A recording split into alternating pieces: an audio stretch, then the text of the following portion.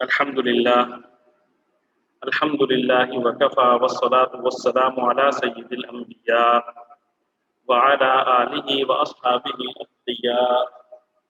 اما بعد فاعوذ باللہ من الشیطان الرجیم بسم اللہ الرحمن الرحیم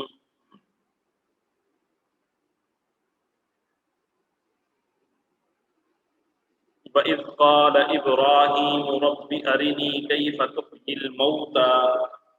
قَالَ أَوَلَمْ تُؤْمِنْ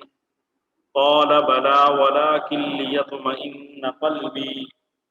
قَالَ فَخُذْ أَرْبَعَةً مِنَ الطَّيْرِ فَصُرْهُنَّ إِلَيْكَ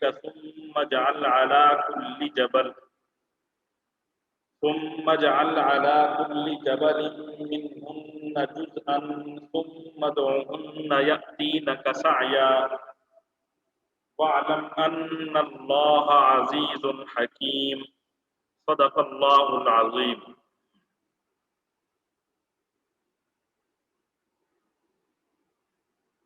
وَإِذْ قَالَ اور جب کہا ابراہیم علیہ السلام نے ربی اے میرے پروردگار ارینی آپ مجھے دکھلائیں کیفا کیسے تحیی آپ زندہ کریں گے الموتى مردوں کو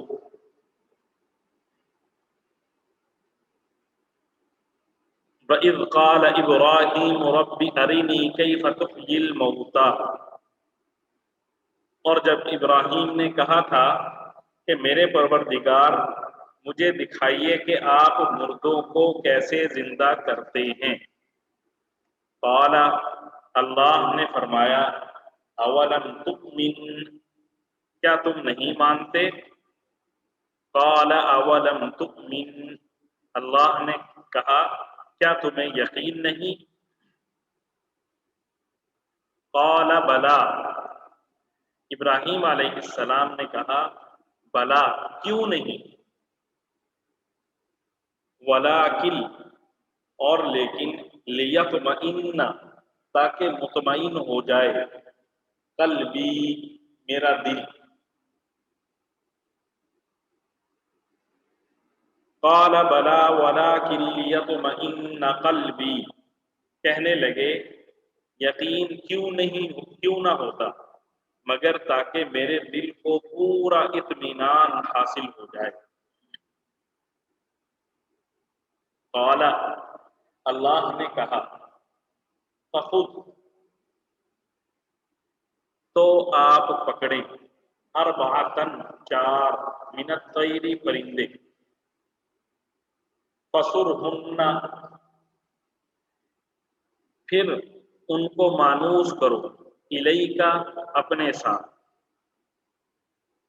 قال فخذ اربعۃ من الطیر فصرہن الیکا اللہ نے کہا اچھا تو چار پرندے لو اور انہیں اپنے سے مانوس کرو ثم اجعل پھر اجعل رکھ دے علی کل جبل ہر پہاڑ پر منہن ان پرندوں کا جزءا ایک حصہ ثم ادعوہن پھر تو بلا ہن ان کو یأتینک وہ آئیں گے تیرے پاس سعیا دوڑتے ہو ثم اجعل علی کل جبل منہن جزءا ثم ادعوہن یأتینک سعیا پھر ان کو ذبح کر کے ان کا ایک ایک حصہ ہر پہاڑ پر رکھ دو پھر ان کو بلاؤ وہ چاروں تمہارے پاس دوڑے چلے آئیں گے وَاعْلَمْ أَنَّ اللَّهَ عَزِيزٌ حَكِيمٌ وَاعْلَمْ اور جان لو ان اللہ یقیناً اللہ عزیز زبردست اقتدار والا ہے حکیم حکمت والا ہے وَاعْلَمْ أَنَّ اللَّهَ عَزِيزٌ حَكِيمٌ اور جان رکھو کہ اللہ پوری طرح صاحب اقتدار بھی ہے اعلیٰ درجے کی حکمت والا بھی ہے وَإِذْ قَالَ إِبْرَاهِيمُ رَبِّ أَرِنِي كَيْفَ تُحْيِي الْمَوْتَى اور جب ابراہیم نے کہا تھا کہ میرے پروردگار مجھے دکھائیے کہ آپ مردوں کو کیسے زندہ کرتے ہیں۔ قال اولم تؤمن، اللہ نے کہا کیا تمہیں یقین نہیں؟ قال بلا ولکن لیطمئن قلبی، کہنے لگے یقین کیوں نہ ہوتا مگر تاکہ میرے دل کو پورا اطمینان حاصل ہو جائے۔ قال فخذ أربعة من الطير فصرهن إليك ثم اجعل على كل جبل منهن جزءا ثم ادعهن يأتينك سعيا۔ اللہ نے فرمایا اچھا تو 4 پرندے لو اور انہیں اپنے سے مانوس کر لو، پھر ان کو ذبح کر کے ان کا ایک ایک حصہ ہر پہاڑ پر رکھ دو، پھر ان کو بلاؤ، وہ چاروں تمہارے پاس دوڑے چلے آئیں گے۔ وَاعْلَمْ أَنَّ اللَّهَ عَزِيزٌ حَكِيمٌ، اور جان رکھو کہ اللہ پوری طرح صاحب اقتدار بھی ہے، اعلیٰ درجے کی حکمت والا بھی ہے۔ یہ سورہ بقرہ کی آیت نمبر 260 ہم پڑھ رہے ہیں۔ اس آیت میں حق تعالی شاہ نے حضرت ابراہیم علیہ السلام کے ساتھ جو واقعہ پیش آیا اس کا یہاں پر تذکرہ فرمایا ہے۔ واقعے کا خلاصہ یہ ہے، جیسے ہم نے کل بھی پڑھا اور اس سے پہلے جو اسباق ہم نے پڑھے ہیں گزشتہ ہفتے، ان میں بھی یہ بات آئی تھی کہ اللہ تعالی مختلف واقعات بیان کرنے کے بعد یہ چیز ہمیں سمجھانا چاہ رہے ہیں کہ اللہ سے ہونے کا یقین اور اللہ کے علاوہ کسی سے کچھ نہ ہونے کا یقین، یہ ہم سب کے دلوں میں پیدا ہو جائے، پختہ ہو جائے۔ یہاں پہ بھی حضرت ابراہیم علیہ السلام کے اس واقعے سے مقصد یہی ہے کہ اللہ کائنات کی ان تمام چیزوں کا مالک ہے اور کائنات کی یہ تمام چیزیں اللہ کے حکم کے تابع ہیں۔ اللہ کے علاوہ کسی اور کا حکم کائنات کی چیزوں پر نہیں چلتا۔ حضرت ابراہیم علیہ السلام کو حضرت جبریل علیہ السلام نے یہ اطلاع دی کہ اللہ تعالیٰ نے آپ کو اپنا خلیل بنا لیا ہے، اپنا دوست بنا لیا ہے۔ جب انہیں یہ خوشخبری ملی تو ظاہر ہے جب کوئی خوشخبری ملتی ہے تو انسان خوش بھی ہوتا ہے، اور کسی قسم کی کوئی الجھن، کوئی چیز اس کے ذہن میں ہو تو اس کے متعلق بعض بات بے تکلفی کہہ لیں یا اسی انعام کی جو خوشی ہوتی ہے اس پر وہ سوال بھی کر لیتا ہے۔ تو حضرت عبداللہ ابن عباس رضی اللہ تعالیٰ عنہ یہ فرماتے ہیں کہ جب حضرت ابراہیم علیہ السلام کو اللہ تعالیٰ نے یہ اطلاع دی کہ آپ کو اللہ نے اپنا خلیل بنا لیا ہے، فرشتوں نے یہ اطلاع دی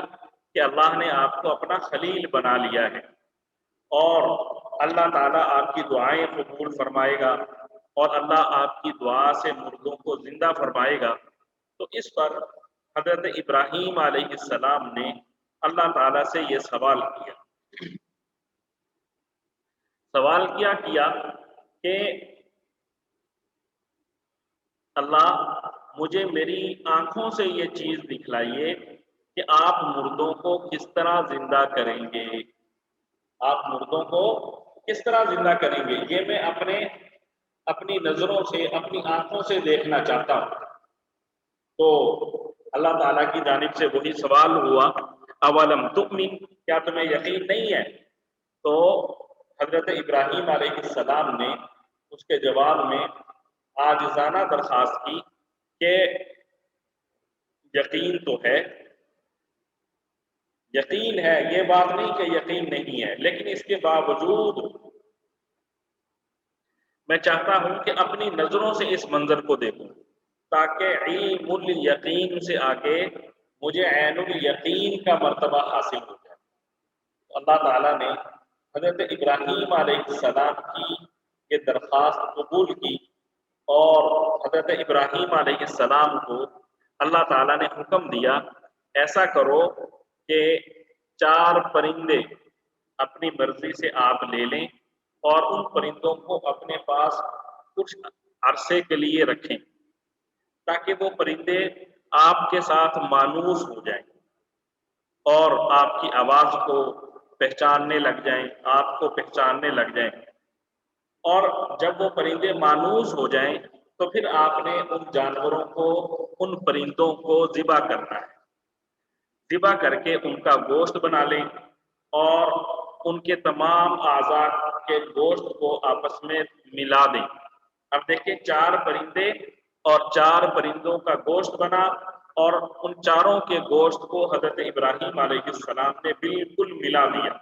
جیسے ہم قیمہ بنا لیتے ہیں تو پتہ نہیں چلے گا کہ کون سا گوشت کون سے جانور کا ہے۔ تو اسی طرح حضرت ابراہیم علیہ السلام نے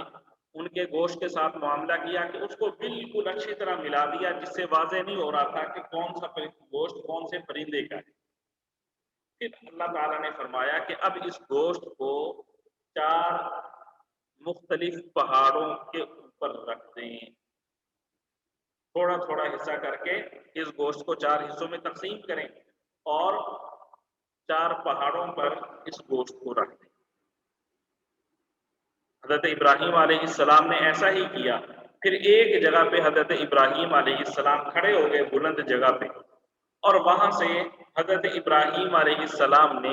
ایک پرندے کو آواز دی، ایک پرندے کو آواز دی، ان 4 میں سے ایک پرندے کو حضرت ابراہیم علیہ السلام نے آواز دی۔ تو اب ابراہیم علیہ السلام نے اپنی نظروں سے یہ دیکھا کہ چاروں پہاڑوں سے اس پرندے کے جو اعضاء تھے گوشت میں وہ نکلے اور ایک جگہ جمع ہوئے، اور وہ پورا ایک پرندہ بنا، اور پرندہ بننے کے بعد وہ دوڑتا ہوا حضرت ابراہیم علیہ السلام کے پاس آیا۔ اسی طرح چاروں پرندے حضرت ابراہیم علیہ السلام کے پاس آئے۔ تو اللہ تعالیٰ نے حضرت ابراہیم علیہ السلام کو اس منظر سے یہ دکھلا دیا کہ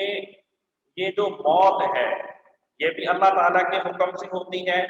اور موت کے بعد دوبارہ زندہ کرنا یہ بھی اللہ کے حکم سے ہوتی ہے، اور اللہ کے لیے دوبارہ زندہ کرنا کوئی مشکل کام نہیں ہے۔ اللہ کے لیے دوبارہ زندہ کرنا کوئی مشکل کام نہیں ہے۔ اللہ منٹوں سیکنڈوں میں جیسا مرضی، کوئی مردہ گل سڑ گیا ہو، اس کے اعضاء بکھر گئے ہوں، اللہ انہیں دوبارہ زندہ کرنے پر مکمل قدرت رکھتا ہے۔ اور روز قیامت تمام مخلوقات کو اسی طرح اللہ تعالیٰ دوبارہ زندہ کرے گا اور سب سے حساب کتاب لے گا۔ تو ہمیں ہر لمحے اللہ تعالیٰ کی تخلیق کو، اللہ تعالیٰ کی قدرت کو اپنے مد نظر رکھنا چاہیے، تاکہ ہم اللہ تعالیٰ کی نافرمانیوں سے، اللہ تعالیٰ کی جو نعمتیں ہیں ان کی ناشکری سے اپنے آپ کو بچا سکیں۔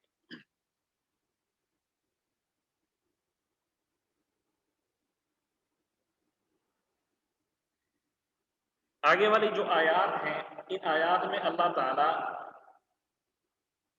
اللہ کے راستے میں، اپنے راستے میں مال خرچ کرنے کے فضائل اور اس کے آداب بیان کر رہے ہیں۔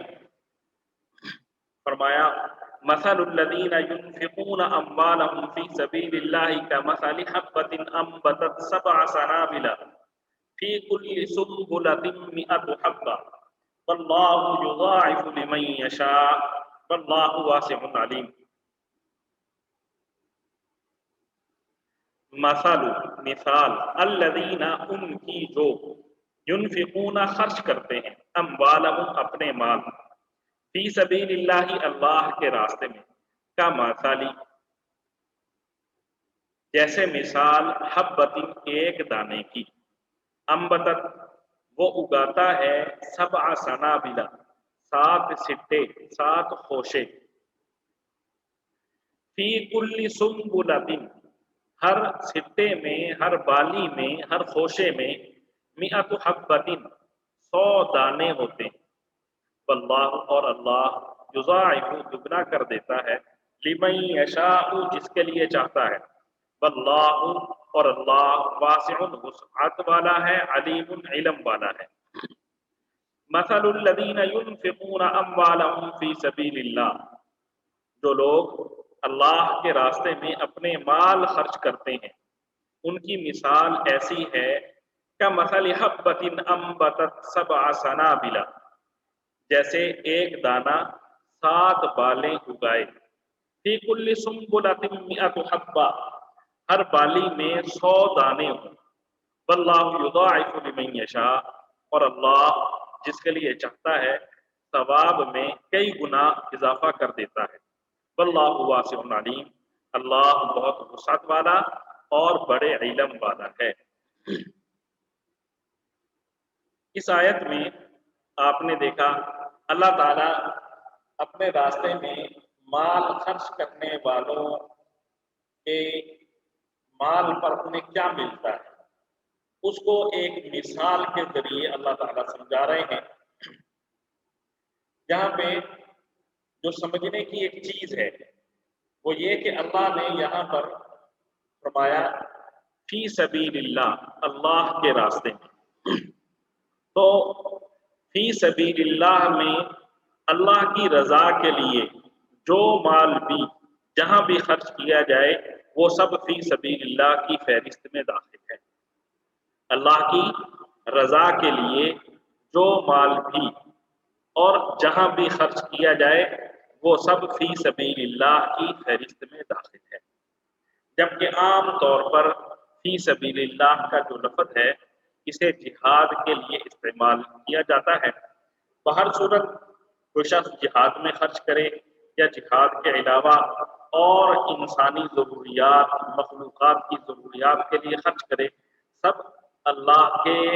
راستے یا فی سبیل اللہ میں داخل ہیں مثال کے طور پہ کوئی انسان ہے اسے مدد کی ضرورت ہے کوئی بیمار ہے اسے علاج کی ضرورت ہے کہیں روڈ بن رہا ہے تو روڈ یا راستہ یا گلی یا کوئی نالی بنا دی گٹر بنوا دیا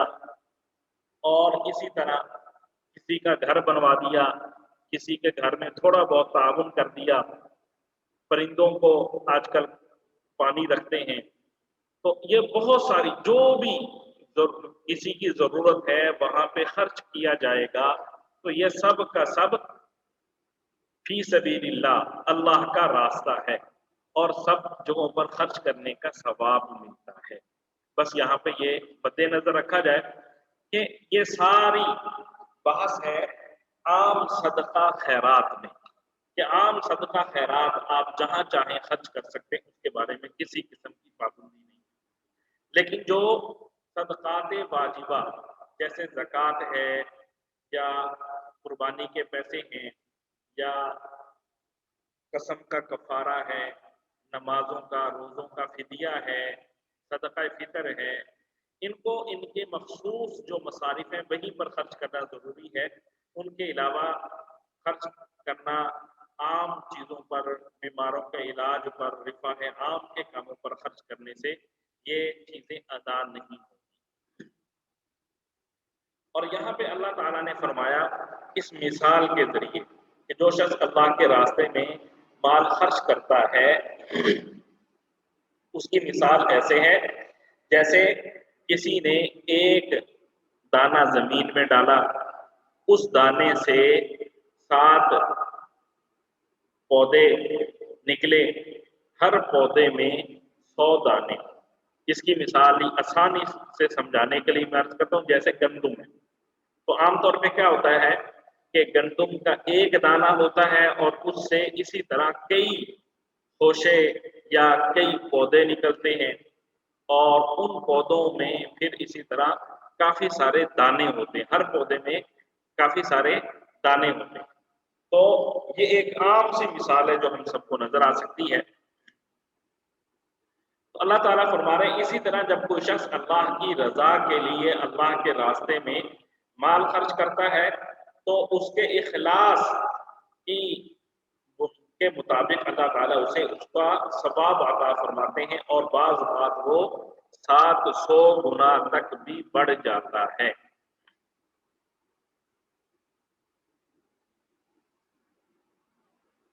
جیسے ایک دانے سے 700 دانے نکلے، اسی طرح 1 روپیہ یا 1 پیسہ خرچ کرنے پر اللہ تعالیٰ 700 خرچ کرنے کا ثواب بھی عطا فرما دیتے ہیں۔ رسول اللہ صلی اللہ علیہ وآلہ وسلم نے فرمایا، جس نے اللہ کی راہ میں خرچ کرنے کے لیے مال بھیج دیا اور خود گھر ہی میں رہا تو اسے ہر درہم کے عوض 700 درہم کا ثواب ملے گا، اور جس شخص نے اپنی جان سے شریک ہو کر اللہ کی راہ میں جہاد کیا اور اللہ کی خوشنودی کے لیے مال خرچ کیا تو اس کے لیے ہر درہم کے عوض 7 لاکھ درہم ہوں گے۔ یہ فرما کر حضرت سرور دو عالم صلی اللہ علیہ وآلہ وسلم نے واللہ یضاعف لمن یشاء، یہ تو ابھی اوپر آیت گزری ہے کہ اللہ جس کے لیے چاہتا ہے دگنا کر دیتا ہے، اس کی طرح اسی طرح حضرت بریدہ رضی اللہ عنہ، حضرت انس رضی اللہ تعالی عنہ، انہوں نے بھی نقل کیا کہ حضور صلی اللہ علیہ وآلہ وسلم نے فرمایا، حج اور جہاد کا خرچ ثواب کے اعتبار سے برابر ہے۔ 1 درہم خرچ کرنا 7,000 درہم خرچ کرنے کے برابر ہے۔ 1 درہم خرچ کرنا 7,000 درہم خرچ کرنے کے برابر ہے۔ بہرحال یہاں پہ ہمیں کچھ مسائل بھی مد نظر رکھنے چاہیے کہ اللہ کے راستے میں خرچ کرنے کی کچھ شرائط ہیں۔ اللہ کے راستے میں خرچ کرنے کی کچھ شرائط ہیں، ان شرائط کو مد نظر رکھ کر خرچ کیا جائے گا تو پھر امید ہے کہ جو ثواب یہاں پہ اللہ نے بیان کیا وہ ثواب اللہ تعالیٰ عطا فرمائیں گے، اور اگر ان شرائط کو نظر انداز کیا گیا تو پھر ثواب، کتنا ثواب جو یہاں پہ بیان کیا وہ تو دور کی بات، یہ بھی ممکن ہے کہ اللہ تعالیٰ ان چیزوں کو بالکل بھی قبول نہ کرے۔ سب سے پہلی شرط جو ہے اللہ کے راستے میں خرچ کرنے اور اس پر ثواب پانے کے لیے، پہلی شرط یہ ہے کہ خرچ کرنے والا ایمان والا ہو، مسلمان ہو۔ ظاہر ہے ہم نماز پڑھتے ہیں، خیرات کرتے ہیں، روزہ رکھتے ہیں، حج کرتے ہیں، یہ ساری عبادات تب ہی قبول ہوں گی جب کیا کہتے ہیں ہمارے اندر ایمان ہے۔ اگر ایمان ہے تو یہ ساری چیزیں قبول ہیں، اگر ایمان نہیں ہے تو یہ ساری چیزیں جتنی زیادہ کی جائیں اس کے باوجود بھی قبول نہیں ہیں۔ اسی طرح اللہ کے راستے میں خرچ کرنے کے لیے ضروری ہے کہ خرچ کرنے والا مسلمان ہو۔ اگر مسلمان ہوگا تو اللہ کے ہاں اس کا جو خیرات ہے اس کو قبول کیا جائے گا، اور اگر مسلمان نہیں ہوگا تو اس کی خیرات اللہ قبول نہیں فرمائیں گے۔ اس کو اللہ تعالیٰ نے 13ویں پارے کی ایک آیت میں واضح طور پر بیان کیا، فرمایا مثل الذین کفروا بربهم اعمالهم کرماد اشتدت به الريح في يوم عاصف لا يقدرون مما كسبوا على شيء ذلك هو الضلال البعید۔ جن لوگوں نے اپنے رب کے ساتھ کفر کی روش اختیار کی ہے، ان کی حالت یہ ہے کہ ان کے اعمال اس راہ کی طرح ہیں جسے آندھی طوفان والے دن میں ہوا تیزی سے اڑا لے جائے۔ انہوں نے جو کچھ کمائی کی ہوگی اس میں سے کچھ ان کے ہاتھ نہیں آئے گا، یہی تو پرلے درجے کی گمراہی ہے۔ اس آیت میں اللہ تعالیٰ نے صاف طور پر کہہ دیا کہ جو کفار ہیں ان کے اعمال، جو نیک اعمال ہیں، وہ چاہے صدقہ خیرات ہے یا کوئی اور ہے، تو وہ سب ایسے ہیں کہ جیسے آندھی آ جائے، طوفان آ جائے اور وہ جو مال رکھا ہو اسے اڑا کر لے جائے۔ اسی طرح یہ کفار کے اعمال ہیں کہ ان کا اللہ کے ہاں کوئی حیثیت نہیں، کوئی مقام نہیں۔ ظاہر سی بات ہے، ہم دیکھتے ہیں کہ بہت سارے کفار بہت سارے اچھے کام کرتے ہیں۔ مثال کے طور پہ کسی نے ہسپتال بنا دیا، کسی نے روڈ بنوا دیا، کسی نے پل بنوا دیا، اور نہ جانے کیسے کیسے رفاہ عام کے یہ لوگ کام کرتے ہیں۔ اور اگر دیکھا جائے تو بعض اوقات ایسا لگتا ہے کہ وہ مسلمانوں سے زیادہ خرچ کر رہے ہیں رفاہ عام کے کاموں میں۔ تو اللہ تعالیٰ نے کیا فرما دیا کہ یہ جو مرضی خرچ کر لیں، کفر کی حالت میں جب تک یہ رہیں گے یہ ایسے ہی ہیں جیسے راکھ کا ڈھیر، اللہ کی نظر میں ان کی کوئی بقعت نہیں ہے۔ بہرحال ایمان بنیادی شرط ہے اعمال کی قبولیت کے لیے، اور پھر ایمان جتنا قوی ہوگا عمل بھی اتنا ہی وزنی ہوگا۔ ایمان جتنا قوی ہوگا اعمال بھی اتنے ہی وزنی ہوں گے۔ اعمال کی قبولیت کی دوسری شرط ہے اخلاص۔ اعمال کی قبولیت کی دوسری شرط اخلاص ہے۔ اگر عمل اللہ کی رضا کے لیے کیا ہے تو اس کا اجر ملے گا، اور اگر ریاکاری کے لیے کیا ہے تو وہ عمل برباد ہو جائے گا، اس پر کوئی اجر نہیں ملے گا بلکہ گناہ۔ اور اسی طرح اعمال کی قبولیت کی تیسری شرط اتباع سنت ہے۔ اگر حضور صلی اللہ علیہ وآلہ وسلم کی سنت کے مطابق عمل کیا جائے گا تو وہ عمل قبول ہوگا، اور اگر حضور صلی اللہ علیہ وآلہ وسلم کے طریقہ کے مطابق وہ عمل نہیں کیا گیا تو پھر جیسا بھی خوبصورت عمل کیا جائے اللہ اسے قبول نہیں کریں گے۔ اور اگر مال خرچ کیا جا رہا ہے اللہ کے راستے میں تو اس مال کو خرچ کرنے کی ایک چوتھی شرط یہ ہے کہ خرچ کرنے والا جس مال کو خرچ کر رہا ہے وہ مال حلال اور طیب ہو، پاکیزہ مال ہو۔ حرام مال کا صدقہ خیرات قبول نہیں ہے۔ کسی نے ڈاکہ ڈالا، ڈاکہ ڈال کے کہہ رہا ہے میں تو غریبوں کی مدد کے لیے جو ہے نا یہ ڈاکہ ڈال رہا ہوں، تو یہ مال اللہ کی نظر میں قبول نہیں ہے۔ آگے اللہ تعالیٰ مال کی خرچ کرنے اور اس کی قبولیت کی کچھ شرائط اللہ تعالیٰ ذکر کر رہے ہیں۔ فرمایا الذین ينفقون اموالهم فی سبیل اللہ ثم لا یتبعون ما انفقوا منا ولا اذى لهم اجرهم عند ربهم ولا خوف عليهم ولا هم يحزنون قول معروف ومغفرة خير من صدقة يتبعها أذى والله غني حليم۔ الذین ينفقون اموالهم، الذین جو لوگ ينفقون خرچ کرتے ہیں اموالهم اپنے مال،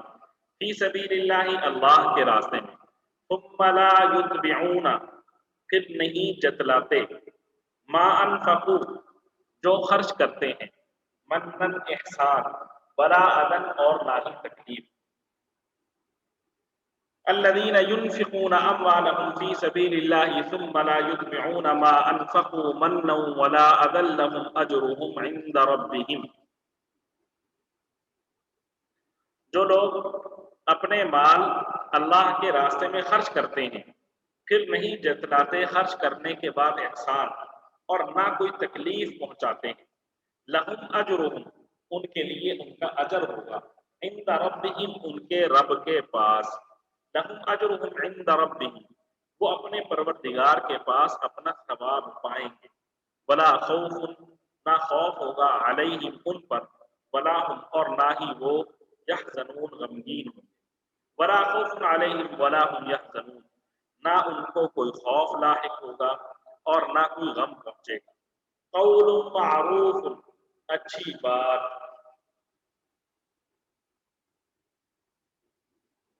خیر من صدقہ بہتر ہے صدقہ کرنے سے۔ کیسا؟ قول معروف و مغفرۃ اور درگزر کرنا، خیر بہتر ہے، من صدقۃ صدقہ کرنے سے،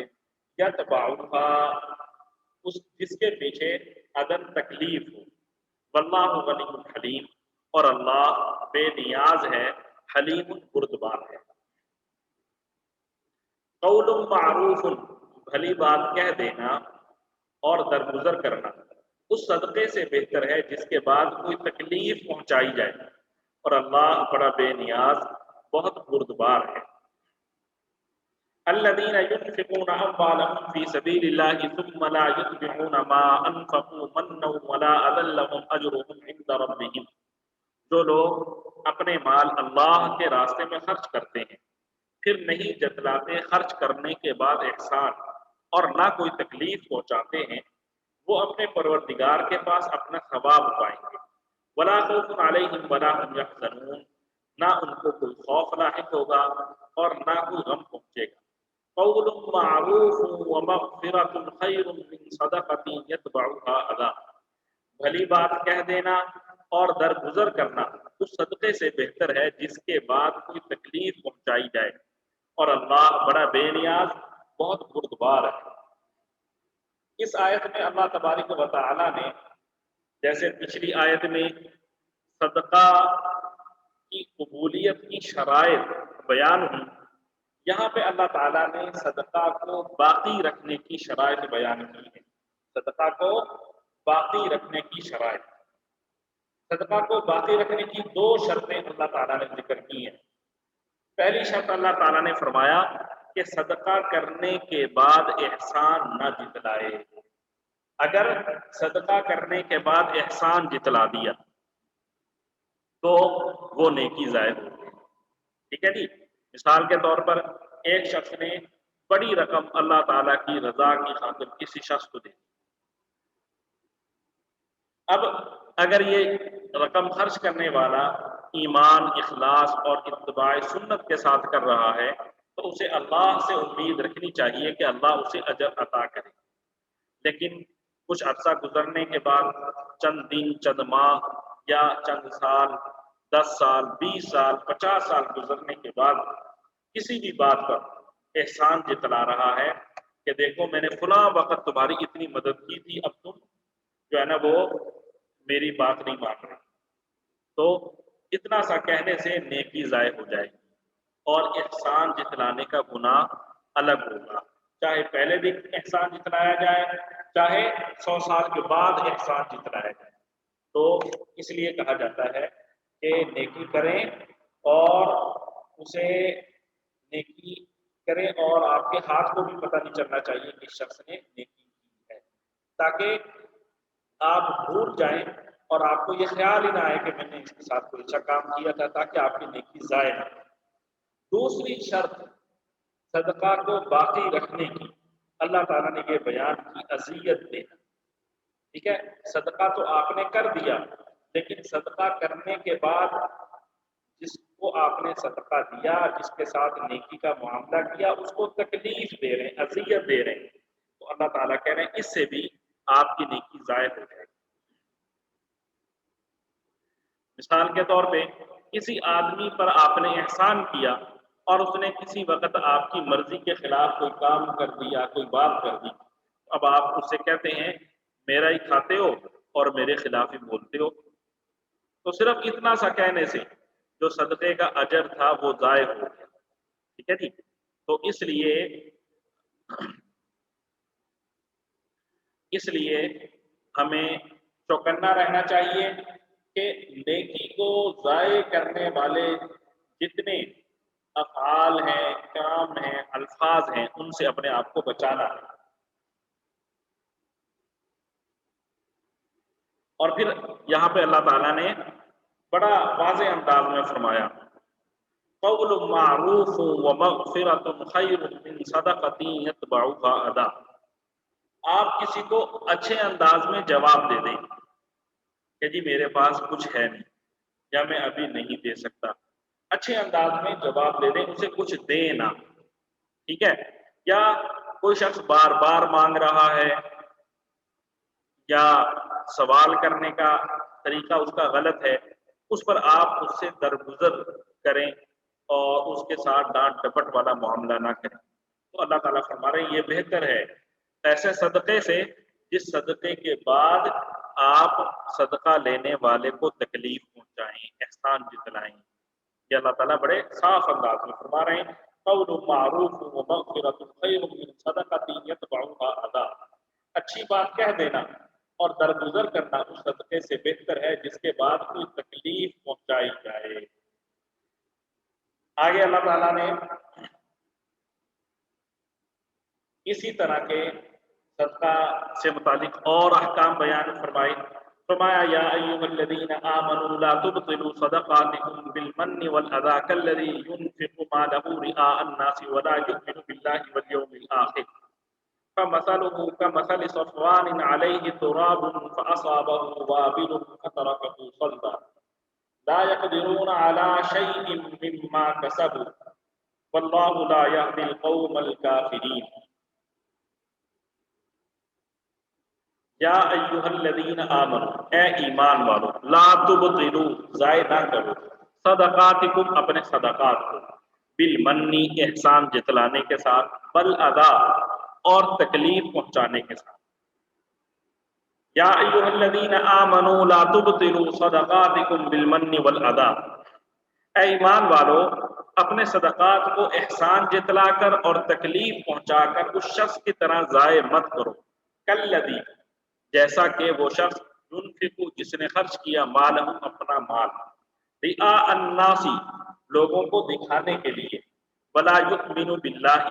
اور وہ ایمان نہیں رکھتا اللہ پر، والیوم الآخر، اور آخرت کے دن پر. یا ایھا الذین آمنوا لا تبطلوا صدقاتکم بالمن والاذى كالذی ينفق ماله رئاء الناس ولا يؤمن باللہ والیوم الآخر. اے ایمان والو، اپنے صدقات کو احسان جتلا کر اور تکلیف پہنچا کر اس شخص کی طرح ضائع مت کرو جو اپنا مال خرچ کرتا ہے لوگوں کو دکھانے کے لیے اور اللہ اور یوم آخرت پر ایمان نہیں رکھتا.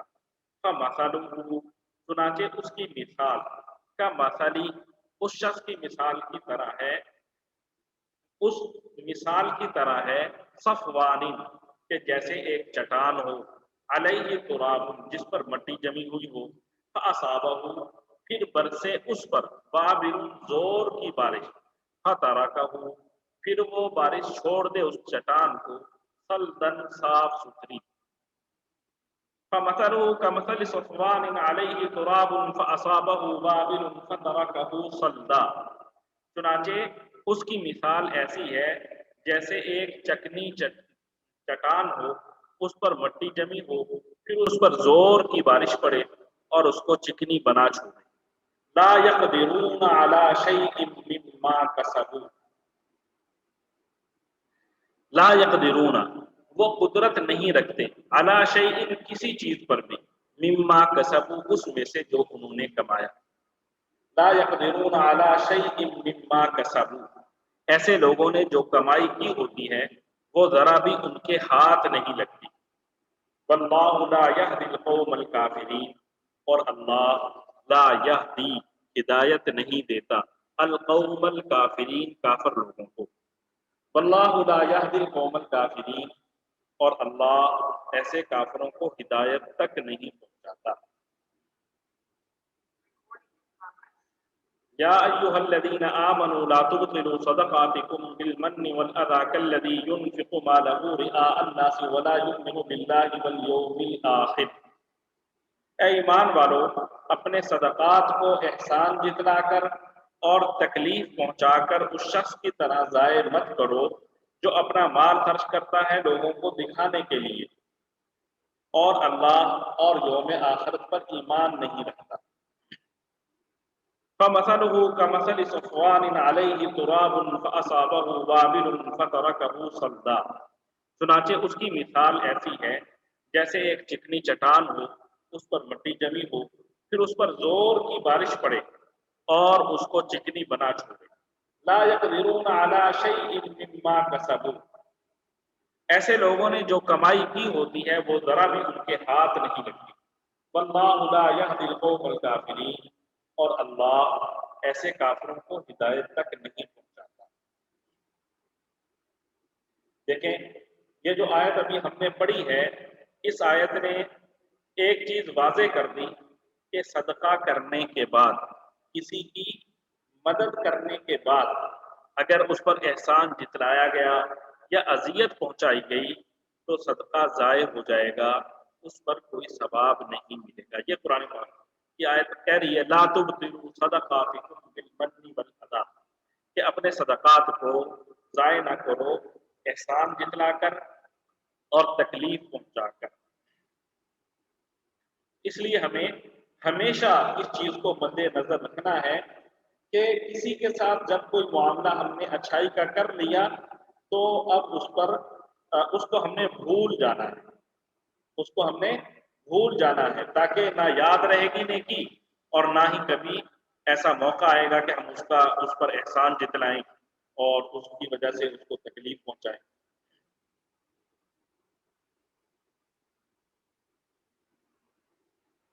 اور اس آیت میں اللہ تعالیٰ نے ایسے ریاکار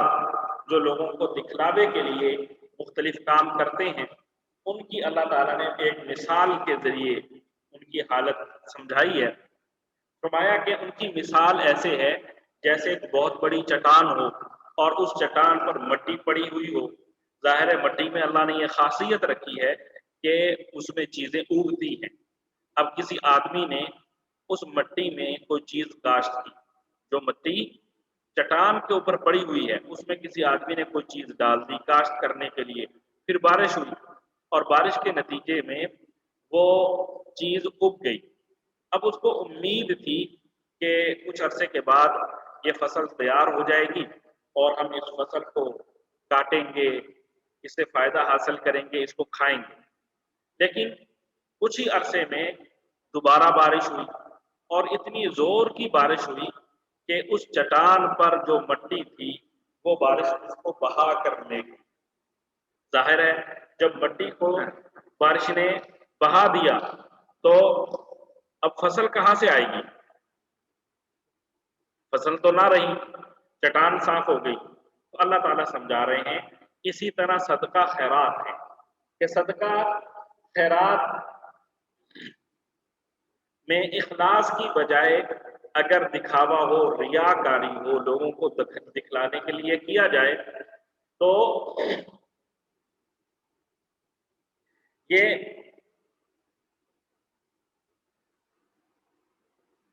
دکھلاوے نے اس صدقہ خیرات کو ایسے ہی ضائع کر دیا جیسے بارش نے آ کر مٹی کو چٹان سے بہا دیا تھا، چٹان کو صاف کر دیا۔ جیسے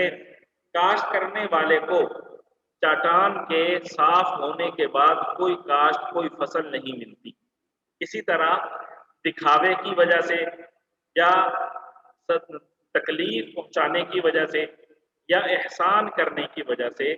جو صدقہ کرنے والا ہے، خیرات کرنے والا ہے، نیکی کرنے والا ہے، اس کو کوئی ثواب یا اس کو کوئی اجر جو ہے نا وہ نہیں ملتا، اس کی وہ نیکی ضائع ہو جاتی ہے۔ پھر یہاں پہ اللہ تعالیٰ نے فرمایا لا یؤمن باللہ والیوم الآخر، یہ صدقہ خیرات کرنے والا دکھلاوا کر رہا ہے اور اللہ پر اور یوم آخرت پر ایمان نہیں رکھتا۔ اس سے نا دو چیزیں معلوم ہوتی ہیں۔ ایک چیز تو اللہ تعالیٰ یہ ظاہر کرنا چاہ رہے ہیں کہ ریاکاری کرنے والا جو ہے وہ ریاکاری مسلمان سے ریاکاری کا مسلمان سے تصور ہی نہیں ہو سکتا۔ اس لیے اللہ تعالیٰ نے کہا ریا الناس ولا یؤمن باللہ والیوم الآخر، وہ نیکی کر رہا ہے لوگوں کو دکھلانے کے لیے جبکہ وہ اللہ پر اور آخرت پر ایمان نہیں رکھتا۔ تو اللہ کی نظر میں مسلمان سے ریاکاری کا تصور ہی نہیں ہے۔ تو مسلمانوں کو اس پر غور کرنا چاہیے اور ریاکاری سے اپنے آپ کو بچانا چاہیے۔ اور دوسرا اس سے وہ شرط بھی معلوم ہو رہی ہے جو پہلے بیان ہوئی کہ صدقات کے یا اعمال کے قبولیت کے لیے شرط یہ ہے کہ وہ شخص صاحب ایمان ہو۔ صاحب ایمان نہیں ہوگا تو اس کا جو نیک عمل ہے وہ قبول نہیں ہوگا۔ آگے اللہ نے فرمایا لا يقدرون على شيء مما كسبوا، جو لوگ اس طرح اپنی نیکیوں کو ضائع کر دیتے ہیں تو اب ان کو اپنی کمائی سے ذرا بھی کچھ نہیں ملے گا۔ جیسے وہ کاشت کرنے والے کو اس کی کاشت کے بہنے کے بعد کچھ نہیں ملتا، اسی طرح دکھلاوا کرنے والے، احسان جتلانے والے اور تکلیف پہنچانے والے کو تکلیف پہنچانے کے بعد دکھلاوا کرنے کے بعد، احسان جتلانے کے بعد اس کے ثواب کے طور پر کچھ بھی نہیں ملے گا۔ یہ جو ریاکاری ہے یہ تمام اعمال کو ضائع کرنے والی چیز ہے۔ ریاکاری تمام اعمال کو ضائع کرنے والی چیز ہے، اس سے انتہائی زیادہ چوکنا ہو کر ہم نے رہنا ہے۔ یہ ایسی چیز ہے اس کا کسی کو پتہ بھی نہیں چلتا، یہ انسان کے دل میں ہوتی ہے، میں اس کی مدد کر دیتا ہوں، یہ کہے گا یہ تو بہت اچھا آدمی ہے، نیک آدمی ہے، بڑا پکا اللہ کا ولی ہے، نماز پڑھ رہا ہے تو نماز میں خیال ہے کہ چلو جی میں نماز پڑھتا ہوں تو فلاں دیکھے گا کہے گا یہ تو بہت اللہ والا ہے۔ تو اس لیے اس ریاکاری سے ہم نے اپنے آپ کو بچانا ہے۔ حضرت ابو ہریرہ رضی اللہ تعالیٰ عنہ سے مروی ہے کہ رسول اللہ صلی اللہ علیہ وآلہ وسلم نے ارشاد فرمایا، سب سے پہلے جن لوگوں کے بارے میں سزا کا فیصلہ ہوگا ان میں ایک وہ شخص ہوگا جو ظاہری طور پر شہید ہو گیا تھا، دنیا میں شہید ہوا، قتل ہوا، لیکن اس کی نیت یہ تھی کہ لوگ کہیں گے یہ بڑا بہادر ہے، تو اللہ تعالیٰ سب سے پہلے اس کو بلائیں گے حساب کتاب کے لیے۔ اسی طرح ایک وہ شخص ہوگا جس نے علم پڑھایا، علم پڑھا پھر پڑھایا، اور علم حاصل کرنے سے اس کی نیت یہ تھی، لوگ کہیں گے یہ بہت بڑا عالم ہے، قرآن پاک پڑھنے سے پڑھانے سے اس کی نیت یہ تھی، لوگ کہیں گے یہ بہت بڑا قاری ہے، تو اس کو بلایا جائے گا اور اس کو سزا دی جائے گی۔ اسی طرح وہ شخص ہوگا جس کو اللہ تعالیٰ نے ہر طرح کا مال دیا تھا، اللہ تعالیٰ اسے کہیں گے مال کا حساب دو، تو وہ اللہ کہے گا یا اللہ مجھے جو بھی معلوم ہوا کہ یہاں پہ خرچ کرنے کا ثواب ہے تو میں نے وہاں پہ خرچ کیا۔ اللہ تعالیٰ ان تینوں کو بلا کر نا فرمائیں گے دیکھو تم یہ جھوٹ کہہ رہے ہو کہ تم نے میرے لیے علم پڑھا یا میرے لیے اپنی جان قربان کی یا میرے لیے اپنا مال خرچ کیا، بلکہ اصل بات یہ تھی تم چاہتے تھے کہ دنیا میں ہمارا نام ہو جائے، لوگ کہیں یہ بڑا بہادر ہے، یہ بڑا قاری عالم ہے اور یہ بڑا مالدار ہے، بڑا سخی ہے، تو تم جو چاہتے تھے وہ تمہیں حاصل ہو گیا، اور پھر اللہ تعالیٰ ان سے کہیں گے تمہاری خواہش پوری ہو گئی، لہذا ان تینوں کو منہ کے بل گھسیٹ کر دوزخ میں ڈال دیا جائے۔ تو یہ اللہ تعالیٰ ریاکاری کی وجہ سے ان تینوں کو سزا دیں گے۔ اور حضرت ابو ہریرہ رضی اللہ تعالیٰ عنہ فرماتے ہیں کہ سب سے پہلے ان تین آدمیوں کو، یہ تین ریاکار ہوں گے، ان تین ریاکاروں کو جہنم میں ڈالا جائے گا اور ان کی وجہ سے دوزخ کو دہکایا جائے گا۔ حضرت شداد بن اوس رضی اللہ عنہ فرماتے ہیں میں نے رسول اللہ صلی اللہ علیہ وآلہ وسلم سے سنا کہ جس نے ریاکاری کرتے ہوئے نماز پڑھی اس نے شرک کیا، اور جس نے روزہ رکھ کر ریاکاری کی اس نے شرک کیا، اور جس نے صدقہ دے کر ریاکاری کی اس نے شرک کیا۔ یعنی اللہ کی نظر میں کوئی عبادت کر کے ریاکاری کرنا یہ شرک کے مترادف ہے۔ شرک کے مترادف کیوں ہے؟ اس لیے کہ نماز پڑھنے والا جو ریاکاری کر رہا ہے نماز پڑھتے ہوئے، اس کا مطلب اللہ کی نظر میں یہ ہے کہ یہ اس شخص سے بدلہ چاہتا ہے جس شخص کے لیے یہ ریاکاری کر رہا ہے۔ کسی نے روزہ رکھا اور اب کسی کے سامنے ظاہر کر رہا ہے کہ میں نے روزہ رکھا ہے، تو یہ گویا اس شخص سے اس کا بدلہ مانگ رہا ہے۔ اسی طرح صدقہ دے کر ریاکاری کرے تو گویا یہ اس شخص سے بدلہ مانگ رہا ہے۔ تو اللہ تعالیٰ کہتے ہیں یہ میرے ساتھ شرک کرنے کے مترادف ہے۔ اللہ تعالیٰ ہم سب کو ریاکاری سے محفوظ فرمائے۔ آگے اللہ تعالیٰ نے فرمایا وَمَثَلُ الَّذِينَ يُنْفِقُونَ أَمْوَالَهُمْ ابْتِغَاءَ مَرْضَاتِ اللَّهِ وَتَثْبِيتًا مِنْ أَنفُسِهِمْ كَمَثَلِ جَنَّةٍ بِرَبْوَةٍ أَصَابَهَا وَابِلٌ فَآتَتْ أُكُلَهَا ضِعْفَيْنِ فَإِن لَّمْ يُصِبْهَا وَابِلٌ فَطَلٌّ وَاللَّهُ بِمَا تَعْمَلُونَ بَصِيرٌ۔ وَمَثَلُ الَّذِينَ اور مثال الَّذِينَ ان کی جو يُنْفِقُونَ خرچ کرتے ہیں اموالہم اپنا مال ابتغاء چاہنے کے لیے مرضات اللہ اللہ کی مرضی وتثبیتا اور ثابت قدم رہنے کے لیے من انفسہم اپنی ذات میں وَمَثَلُ الَّذِينَ يُنْفِقُونَ أَمْوَالَهُمْ ابْتِغَاءَ مَرْضَاتِ اللَّهِ وَتَثْبِيتًا مِنْ أَنفُسِهِمْ اور جو لوگ اپنے مال اللہ کی خوشنودی طلب کرنے کے لیے اور اپنے آپ میں پختگی پیدا کرنے کے لیے خرچ کرتے ہیں کَمَثَلِ جَنَّةٍ ان کی مثال ایسے ہے کَمَثَلِ جیسے مثال جنتٍ باغ کی بربوۃ جو بلند جگہ پر اصابہا اس پر برسے बाबिल जोर की बारिश, फ़आतत फिर वो लाए, उकुलहा अपना फल, ज़ैफ़ैन दुगना, कमसली जन्नतिन बिग़बवतिन असाबहा वाबिलुन फ़आतत उकुलहा ज़ैफ़ैन, उनकी मिसाल ऐसी है जैसे एक बाग किसी टीले पर वाक़े हो, उस पर जोर की बारिश बरसे तो वो दुगना फल लेकर आए। फ़इन लम युसिबहा, फ़इन फिर अगर लम युसिबहा उस पर ना बरसे, वाबिलुन जोर की बारिश, फतल्लुन तो फुवार ही काफी है। फ़इन लम युसिबहा वाबिलुन फतल, और अगर उस पर ना बरसे जोर की बारिश तो हल्की फुहार भी उसके लिए काफी है। वल्लाहु और अल्लाह बिमा तामलूना तुम जो कुछ करते हो बसीरुन देख रहा है। वल्लाहु बिमा तामलूना बसीर, और तुम जो अमल भी करते हो अल्लाह उसे खूब अच्छी तरह देखता है। वमसलु लज़ीना युनफ़िक़ूना अम्वालहुम इब्तिग़ाअ मर्ज़ातिल्लाहि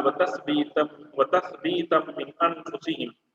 कमसलि जन्नतिन बिरबवतिन असाबहा वाबिलुन फ़आतत उकुलहा ज़िफ़ैन, और जो लोग अपने माल अल्लाह की खुशनुदी तलब करने के लिए और अपने आप में पुख्तगी पैदा करने के लिए खर्च करते हैं, उनकी मिसाल ऐसी है जैसे एक बाग किसी टीले पर वाक़े हो, उस पर जोर की बारिश बरसे तो वो दुगना फल लेकर आए। फ़इन लम युसिबहा वाबिलुन फतल, और अगर उस पर ना बरसे जोर की बारिश तो हल्की फुहार भी उसके लिए काफी है।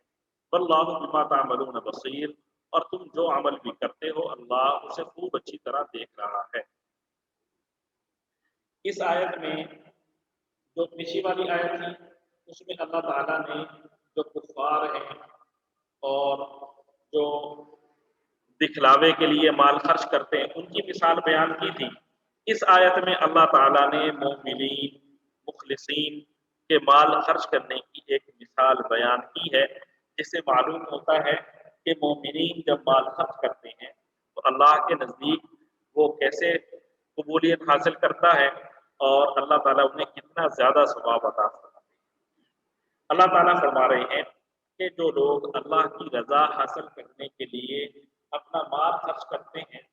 और खर्च करते हुए उनकी नीयत ये होती है कि उनके नफ्स नेकी करने में पुख्ता हो जाएं, ताकि नफ्स खर्च करने के आदी रहे और कंजूसी को पास न आने दें।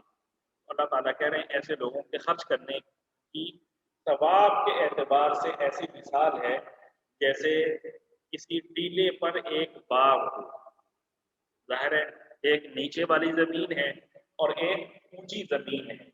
सारी जमीन से बुलंद जगह, तो वहां पे हवा भी खुशगवार होगी और अगर बारिश पड़ेगी तो वो भी वहां पे ज्यादा बरसेगी। अल्लाह ताला फरमा रहे हैं जैसे ऊंचे टीले पर कोई बाग हो, फिर अल्लाह ताला आसमानों से जोरदार बारिश बरसाए, तो जाहिर है एक तो ऊंची जगह है और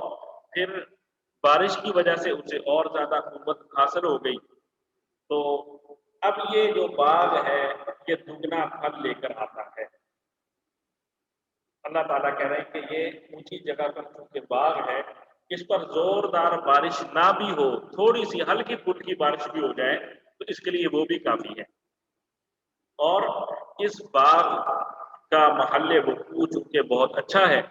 इसलिए इसका फल बहुत ज्यादा आएगा। अल्लाह ताला फरमा रहे हैं कि जो अहले ईमान हैं उनके खर्च करने की मिसाल भी इसी तरह है कि वो थोड़ा सा भी खर्च करें, हल्की सी फुहार, थोड़ा सा माल खर्च करें तो तब भी उनका जो माल है वो बहुत ज्यादा सवाब लेकर उनके तरफ आता है और अल्लाह ताला की खुशनूदी लेकर आता है। आखिर में अल्लाह ताला ने फरमाया वल्लाहु बिमा तामलून बसीर, कि तुम में से जो भी किसी तरह का कोई अमल करता है, अच्छा हो या बुरा, अल्लाह ताला सबके आमाल को देखता है। हर अमल का बदला अल्लाह के यहाँ से मिलेगा। रियाकार को भी अल्लाह ताला जानता है और मुखलिस को भी। इसलिए हर शख्स पर, हर मुसलमान पर लाजिम है कि अपने आमाल की निगरानी करे कि मैं ये जो अमल कर रहा हूँ نماز پڑھ رہا ہوں، میں صدقہ خیرات کر رہا ہوں، روزہ رکھ رہا ہوں، عمرہ ادا کر رہا ہوں، ان اعمال میں اخلاص ہے یا نہیں؟ ہر شخص پر لازم ہے کہ اپنے دل کی نگرانی کرے کہ میرے دل میں کہیں ریاکاری تو نہیں آ گئی، میرے دل میں کہیں دوسرے پر احسان جتلانا تو نہیں آ رہا۔ تو اگر ایسی چیزیں ہوں تو اپنا علاج کریں اور اللہ کی رضا، اللہ کی خوشنودی کو اپنا امام بنائیں، اور ریاکاری، احسان جتلانا اور لوگوں کو صدقہ خیرات کرنے کے بعد تکلیف پہنچانا، اس سے اللہ تعالی ہم سب کی حفاظت فرمائے۔ صلی اللہ علیہ وآلہ وسلم۔ آج کے لیے اتنا ہی، کل انشاءاللہ آگے پڑھیں گے۔